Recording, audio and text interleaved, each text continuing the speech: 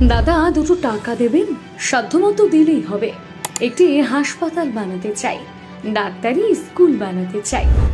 জানেন একথা কে বলেছিল? বলেছিলেন আমাদের বাংলার ডাক্তার, চিকিৎসার পথ প্রদর্শক রাধা গোবিন্দ কর। বিলেত ফেরত ডাক্তার রোগীদের সেবা করার জন্য একটি হাসপাতাল গড়ে তুলতে আগ পিছু কিচ্ছুটি ভাবেননি, এমনকি ভিক্ষে করতেও কুণ্ঠাবোধ করেননি। হ্যাঁ, আজ যার নাম বাংলার বুক চিরে গড়ে উঠেছে, আরজি কর মেডিকেল কলেজ। আজ সেই মেডিকেল কলেজ নিয়ে এত ছি ছি চিৎকার। যে মেডিকেল কলেজ বানানো হয়েছিল রোগীদের প্রাণ বাঁচানোর জন্য, সেই আরজি কর কেড়ে নিল এক নিষ্পাপ মহিলা ডাক্তারের প্রাণ। যে আরজি কর কলেজের নাম নিলেই এখন গা শিউরে উঠছে, নাম নিতেই লজ্জা হচ্ছে। সেই আরজি করের ইতিহাস কি জানা আছে? কিভাবে বানানো হয় এই হাসপাতাল? এই ব্রত কথা কি ছিল জানেন? চলুন জেনে। চিকিৎসা শাস্ত্রের রেনেসা পুরুষ রাধা গোবিন্দ করের জন্ম 1850 সালে 23শে অগস্ট হাওড়ার রামরাজা তলার কাছে বেতরের বিখ্যাত কর বাড়িতে। বাবা ছিলেন সে যুগের বিখ্যাত ডাক্তার দুর্গা দাস কর। বাবার আদর্শে তিনিও হয়ে উঠেছিলেন বড় ডাক্তার। পড়াশোনায় অসম্ভব মেধাবী রাধা গোবিন্দ করের কিন্তু ডাক্তারি পড়াটাও এত সহজ ছিল না। নানান সমস্যা তার দিক ভ্রষ্ট করে, তবে হার মানেননি, পুরোদস্ত পরিশ্রম করে গেছেন। বিদেশে গিয়ে ডাক্তারি শিক্ষা সম্পূর্ণ করে দেশে ফিরে আসেন আর নিজেকে মানুষের সেবায় সমর্পিত করলেন। এ তো গেল শিক্ষা জীবন, কিন্তু ডাক্তারবাবুর আরজি কর তৈরির পেছনের আসল লড়াইটা এবার জানুন। সময়টা তখন 1899 সাল। প্লেগ তখন কলকাতায় মহামারীর আকার নিয়েছে।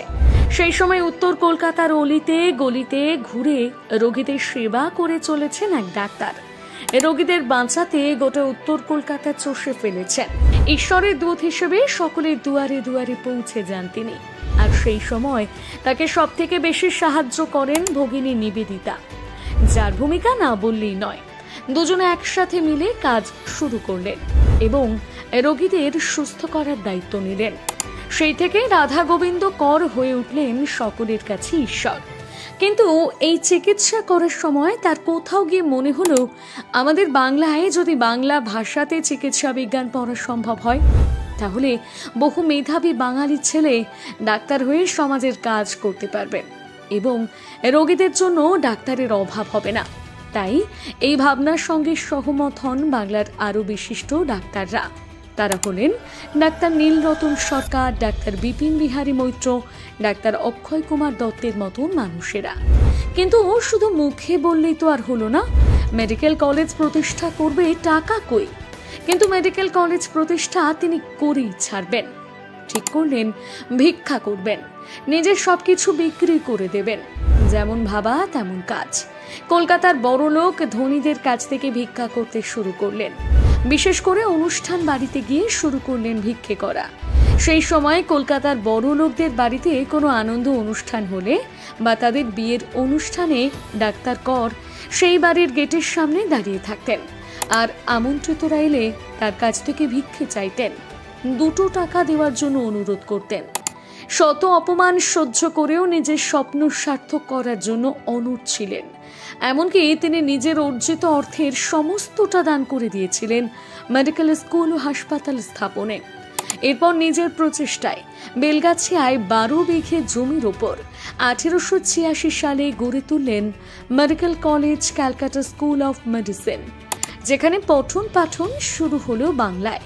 এই মেডিকেল কলেজ হাসপাতালে প্রথম থেকেই ব্রত কথা ছিল বিনামূল্যে রোগীদের চিকিৎসা করানো, রোগীকে যাতে চড়া দাম দিয়ে বিদেশি ওষুধ কিনতে না হয়, সেই সুবিধার দিকে নজর ছিল রাধা গোবিন্দ বাবুর।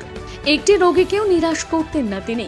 কঠোর থেকে কঠোরতর রোগ তিনি স্বল্প মূল্যে সারিয়ে দিতেন।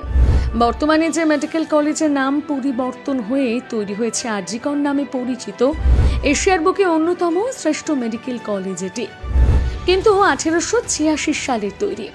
রাধা গোবিন্দ কর যে প্রতিশ্রুতি দিয়েছিলেন, সেই প্রতিশ্রুতি কি 2024-এ এসে রাখতে পেরেছেন স্বনামধন্য সন্দীপ ঘোষ? তারই তো তত্ত্বাবধানে থাকাকালীন একটি মহিলা ডাক্তারের ওপর পুরুষেরা পৈশাচিক নির্যাতন করে জীবন কেড়ে নিল। শুধু কি তাই, একসময় যে হাসপাতাল করার জন্য ডক্টর রাধা গোবিন্দ কর লোকের দুয়ারে দুয়ারে গিয়ে হাত পেতেছেন, তার মর্যাদা কি আদৌ রয়েছে? উত্তর হবে না। কারণ আজ এই আরজি করের বিরুদ্ধে উঠছে ভুরি ভুরি অভিযোগ হিসেবে রয়েছে টাকার বিনিময়ে পাস, চিকিৎসা সরঞ্জামের জন্য কমিশন নেওয়া, রয়েছে টেন্ডার দুর্নীতি থেকে তোলাবাজি, মহিলাদের নিরাপত্তার গাফিলতি, চিকিৎসায় গাফিলতি সহ একাধিক অভিযোগ। আর এই অভিযোগের পেছনে রয়েছে মূল কাণ্ডারি সন্দীপ ঘোষ। আজ তার হাত ধরেই আরজি কর বাংলার কলঙ্ক হয়ে দাঁড়িয়েছে। শুধুই কি তাই, আরজি করের মহিলা ডাক্তারের প্রতিবাদে রাজনীতিবিদ থেকে শুরু করে বুদ্ধিজীবী, অভিনেতা অভিনেত্রী সকলেই প্রশ্ন তুলছেন। ঘটনার 1 সপ্তাহ কেটে গিয়েছে, কিন্তু আজও দোষীরা অধরা। যেখানে মানুষ রূপী পশুরা নিষ্পাপ মেয়েটির শরীর খুবলে খেয়েছে, তারই তথ্য প্রমাণ লোপাট করা হয়েছে। এই দেখে বিরোধী দলনেতা শুভেন্দু অধিকারী বলেছেন, পুলিশ কমিশনার বিনীত গোয়েল এবং মমতা ব্যানার্জি দুজনে যুক্তি করে নির্যাতিতা মেয়ের বাড়ির মুখ বন্ধ করতে চেয়েছেন, সেই সাথে পুরো বিষয়টি ধামাচাপা দিতে চাইছেন বলে অভিযোগ বিরোধী দলনেতার। শুধু তাই নয়, যে কাণ্ডে গোটা বিশ্ব সরব হয়ে উঠেছে, সেখানে মুখ্যমন্ত্রী মেয়ের পরিবারকে 10 লক্ষ টাকা দিয়ে কর্তব্য সেরে ফেলতে চাইছেন। ভাবলেও হাসি পায়।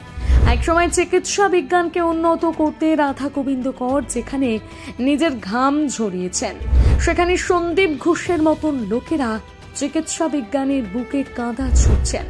আবার তারই দোষ ঢাকতে স্বনামধন্য পালোয়ান লোকেরা সহযোগিতা করছে। প্রতিবেদনটি লিখেছে সুনন্দা মান্না, ভয়েস দিয়েছে রিয়া সরকার, গ্রাফিক্স করেছে শুভঙ্কর সরকার, আর ফুটেজ সংগ্রহ করেছে রিতম দাস। বাংলা হান্টের আরও নিত্য নতুন প্রতিবেদন দেখতে নজর রাখুন আমাদের পেজে।